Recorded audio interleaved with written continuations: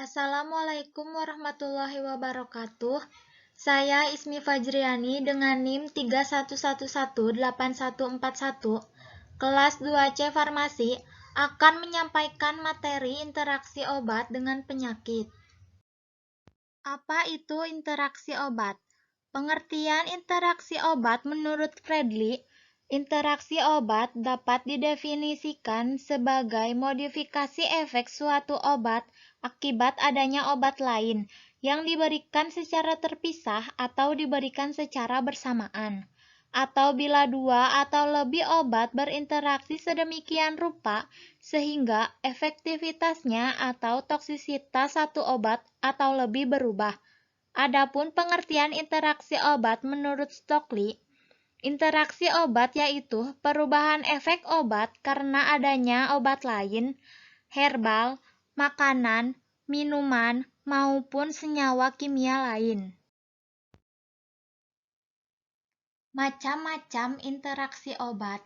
Yang pertama, interaksi farmasetik adalah interaksi fisikokimia yang terjadi pada saat obat diformulasikan atau disiapkan. Yang kedua, interaksi farmakokinetik. Pada interaksi ini, obat mengalami perubahan pada ADME yang disebabkan karena obat atau senyawa lain.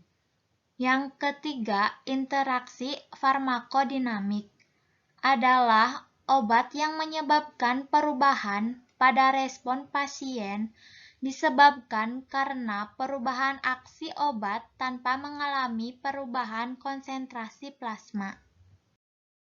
Jenis-jenis interaksi obat: 1. Interaksi obat dengan obat. 2. Interaksi obat dengan makanan dan minuman. 3. Interaksi obat dengan herbal. 4. Interaksi obat dengan penyakit. 5. Interaksi obat dengan laboratorium. Interaksi obat dengan penyakit. Obat sejatinya memiliki fungsi untuk menyembuhkan penyakit.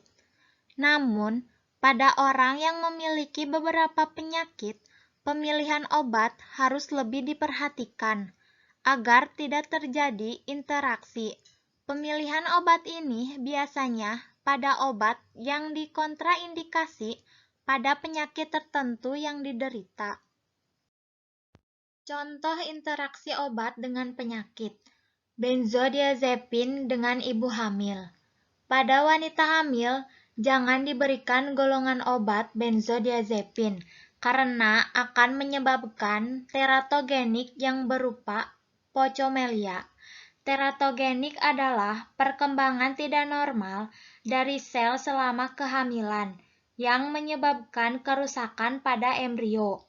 Pocomelia adalah kelainan kongenital yang melibatkan malformasi anggota badan, seperti cacat lahir di mana bayi terlahir dengan kehilangan satu atau lebih anggota badan.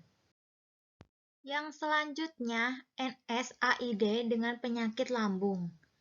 Kerusakan mukosa lambung dapat disebabkan oleh penurunan produksi prostaglandin.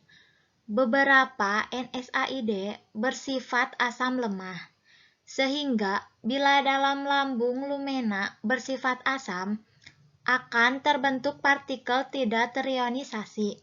Partikel obat tersebut akan mudah berdifusi melalui membran lipid ke dalam sel epitel bersama dengan ion H+.